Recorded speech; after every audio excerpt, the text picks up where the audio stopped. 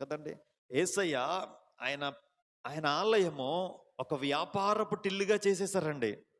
ఏం చేస్తున్నారండి? గొర్రెలు అమ్మేస్తున్నారు, ఎడ్లను అమ్మేస్తున్నారు, మనీ ఎక్స్చేంజ్ చేసేస్తున్నారు. ఆ గుళ్ళో ఏం జరగాలండి? ఆరాధన జరగాలి, ప్రార్థన జరగాలి. కానీ ఏమొచ్చేసినాయి అంటే లోక సంబంధమైనవి అన్నీ వచ్చేసినప్పుడు వెంటనే యేసయ్య ఒక కొరడా తీసుకున్నాడంటండి. ఎందుకు అండి? తన ఆలయాన్ని పరిశుద్ధపరచడానికి, తన ఆలయాన్ని పవిత్రీకరించడానికి. దేవునికి విరోధమైనవి సంఘములోనికి వచ్చినప్పుడు వాటన్నిటి నుంచి సంఘాన్ని పరిశుద్ధపరచాలి, పవిత్రీకరించాలి. సంఘము దేవుని ఎదుట నిలబడాలి. కాబట్టి లోక సంబంధమైనవన్నీ కూడా సంఘములో నుంచి వెళ్ళిపోతేనే సంఘము దేవుని ఎదుట నిలబడదగలదని యేసయ్యకు తెలుసు. కాబట్టి అలా చేసి చూపించాడు. ఈ దినాన అదే యేసయ్య నిలబడుతూ ఉన్నవారు ఎవరైనా సరే వారిని తనకు సాధనాలుగా పనిముట్టుగా వాడుకుంటూ ఉన్నప్పుడు కొన్ని సార్లు మన మేలు కోరి, ఏంటంటండి, మన మేలు కోరి, మన క్షేమము కోరి. సామెతలో ఒక చక్కని మాట సొలొమోను రాస్తాడండి. స్నేహితుడు మేలు కోరి ఏం చేస్తాడంటండి?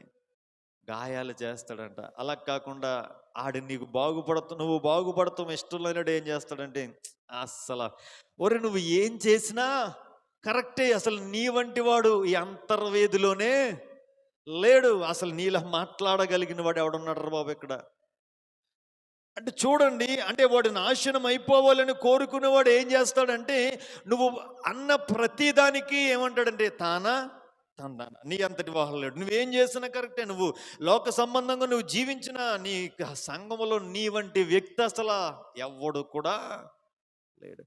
కానీ స్నేహితుడు ఏం చేస్తాడండి? నీ మేలు కోరి ఏం చేస్తావు? నువ్వు వెళ్తున్న మార్గం కరెక్ట్ కాదు, నువ్వు మార్చుకో అని కొంచెం కఠినముగానే మాట్లాడతాడు. ఎందుకు అంటే నీ మేలు కోరే. దేవుడు కూడా మన మేలు కోరేవాడే అండి. దేవుడు కూడా ఇందాక చదువాం కదా, దేవుడు అందరికీ ఉపకారం అంటండి. అందరికీ ఉపకారం చేసేవాడే కానీ హాని చేసేవాడు కాడు. ఇప్పుడు ఉపకారం చేసే ప్రక్రియలో కొన్నిసార్లు కొరడా ఇచ్చుకుంటాడండి. ఏమిచ్చుకుంటాడండి? కొరడా ఇచ్చుకుంటాడు. అప్పుడు దెబ్బలు కొంచెం గట్టిగానే తగులుతాయి. కానీ ఏం చేయాలంటే మనం ఓర్చుకోవాలి. శాంత